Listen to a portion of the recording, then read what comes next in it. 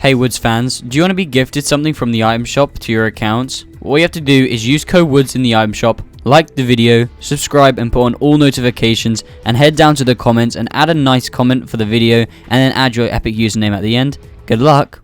Alright guys, so starting out in this video, we're actually going to be going over two types of tournaments. Now, recently in a lot of cash cups and tournaments, there's been actually 2 point systems. Now, there's either been one that rewards for late game, and there's also been one that rewards for W keying and controller players mainly. Now, we're going to be going over and starting with the late game format and how to actually succeed in that, in both areas, if people land at your spot and if they don't, and how to go about different ways of actually getting to end game and actually winning. And then the second part of the video will be going over how to actually successfully win the W key lobbies and get yourself a load of kills in the W key lobbies, and how to actually go about it with some secret pro tips that I've actually been told by a couple pros I personally know myself. So I would highly suggest sticking around for the whole video, guys, as I'm sure it's going to be a banger, as either way you're going to need both of the sets of tips for each of the tourneys because they're both alternating all the time. But anyways, let's start with how to actually successfully win the late game tourney.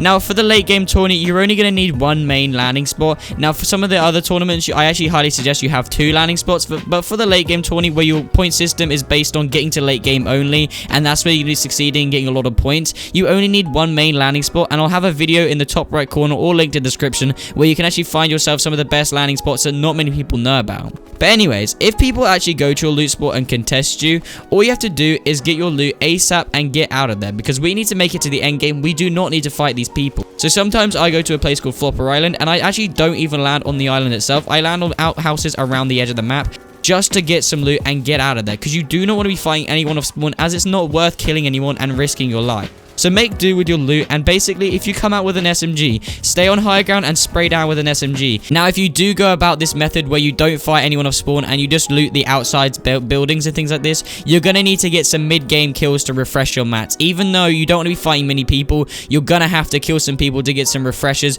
obviously, because you won't have the best of loot, you will not have the best of mats, because you will have got scraps pretty much for the game. So now what you're going to need to do is pick up a couple free kills. So hide in bushes, do whatever you have to do, guys, even if it's a scummy kill. Use that technique to kill someone, and be smart with your rotations. If you see that you can rotate in a straight line and it suggests the white line, you don't always actually have to walk along that white line it suggests you on the map. Don't use that.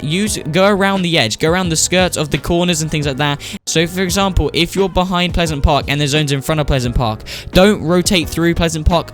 Now, when it comes to the late game, you're going to be using as many free rotations as possible. So if you see someone place a launch pad, you probably won't have a launch pad because you've landed and got scraps this game. So just go ahead and use any free rotations. If someone's placed a launch pad in zone, go tank that and use that launch pad to get into zone, because you'll most likely be getting beamed in these lobbies, because a lot of people will be staying alive late game. There'll probably be like 40 people late game, so you need to be using any rotations that you can. Also, try and go for short pads, so don't go all the way in the sky, because you will likely get beamed out of the sky and will instantly die.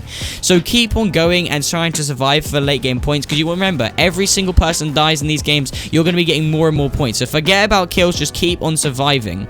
And now what you're going to be doing around moving zone, when it starts to constantly move, that is when you want to be getting high ground, guys, because if you have scraps, you will not have that many mats. So you want to go ahead and save it until the last map possible, where moving zone will not only have a couple minutes left before the game actually fully closes out, and that will be enough time that if you only have scraps of mats, that you will actually have a chance of winning with high ground. So remember, if you do get high ground, don't use it too early on, otherwise you will end up running out of mats and it'll be useless. Spray down, get some kills, and then you're guaranteed first or second, which either way you're going to be getting a bunch of points.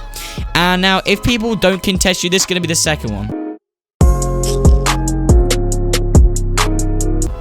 Now, this is going to be the second place, where if someone doesn't contest you at your spot, or there's not many people that are contesting you, and you can actually land at the spot you like to land at, loot as little guns from the house that you've landed at as possible, and instantly head to the high ground of the building in that area that you've landed with kids at. Make sure when you're flying down, locate them. Say, okay, that kid's landing there, that kid's landing at the other house, and then when you get to the high ground, you can watch for them and wait for them to leave, and beam them, and then W key them as soon as possible. That's why I say I don't want you guys to, fight farm up for too long.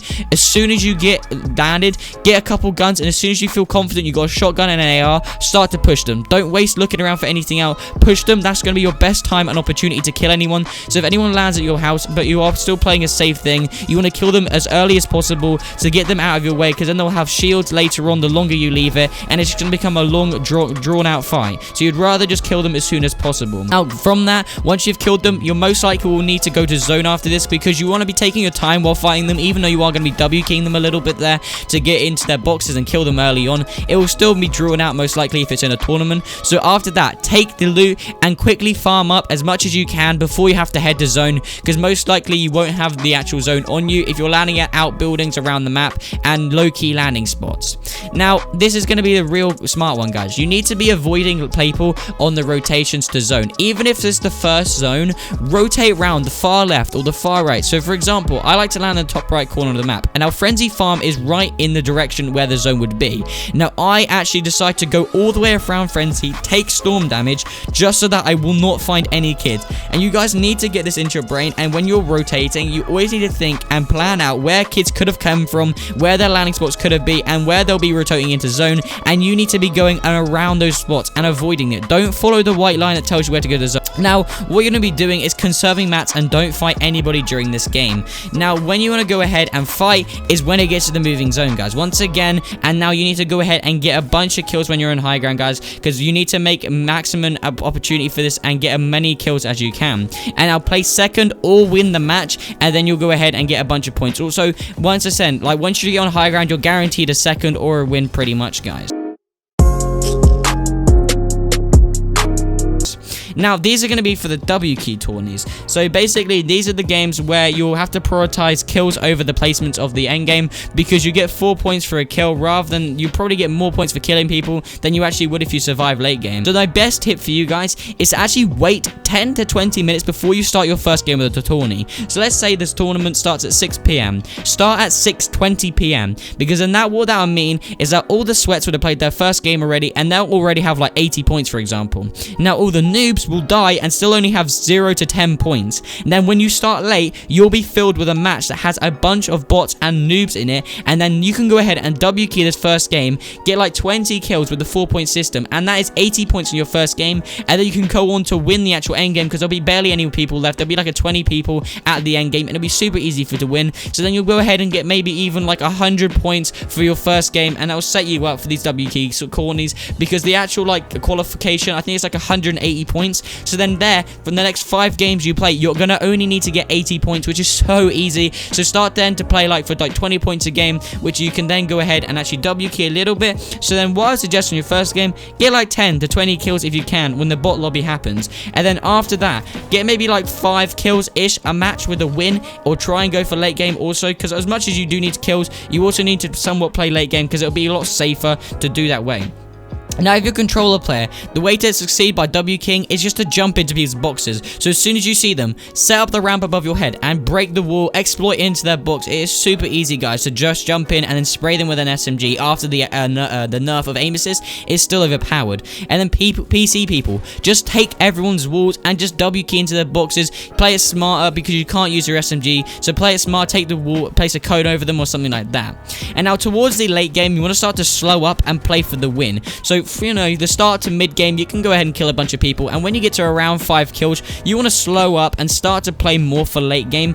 And then when you get into the late game, you want to just make sure that you get the win. Don't really kill anyone until it gets to that moving zone and you get high ground, and that is when you want to start to shoot at people and get more sprays and more kills, and that's where you can rack it up, guys, and get a lot of points for these W-key games. And now repeat this strategy where you're not W-keying too hard, but you're still playing aggressive in these tournaments in the W thing after your first match for the next 5 games, and you hopefully should be able to place in the top 100 and qualify for the next round.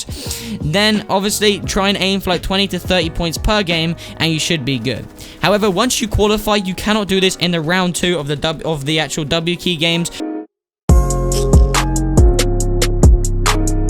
of the actual tourney. So for example, you get the round 1 for the top 100 could qualify, and then you get round 2. Round 2, you cannot be W keying, guys. You want to have 2 different landing spots for this one. So for example, the first round when you W key people, land at somewhere like Pleasant, where you can get a lot of kills super easy, and you can get a lot of people off spawn you can kill off because it'll be easy for you to get kills. And then round 2, you do not want to be landing anything like this. You want to be landing somewhere on the edge of the map and playing it just like a scrim should be, and play for late game, because trust me guys, round 2 it's gonna be filled with a lot more pros, and there'll be a lot less people W keying. However, if you ever feel threatened by someone and you think that they could W key you or push you, push them first, because in these things, obviously the points for killing is still very high. In the round 2 it's the exact same, so still you want to be pushing people if you do feel threatened by them. But if they're not threatening you and they're running the opposite way, there's no need to W key them. But if they're looking at you, taking a couple shots, push them before they can push you guys, because it's always better to be on the front foot to push someone else than let them push you, because then you'll feel under pressure, and then that's when you usually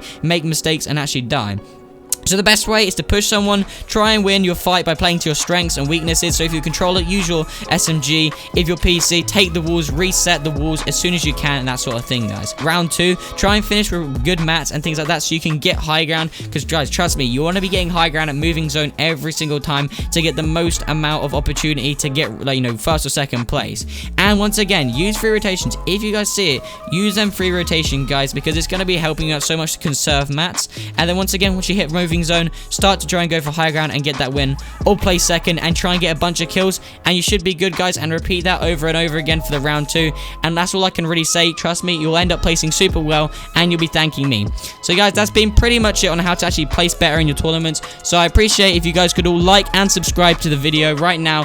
Put on those notifications if you want to get better at Fortnite in future, and put notifications on, because we're going to be getting better every single video. I'm going to be giving you better tips to help you improve at Fortnite. So guys, make sure you have liked and subscribed, and comment the random word Kiwi, and I'm going to be hearting some people's comments if you made it to the end of the video. Anyways guys, I will see you all in the next video. Peace.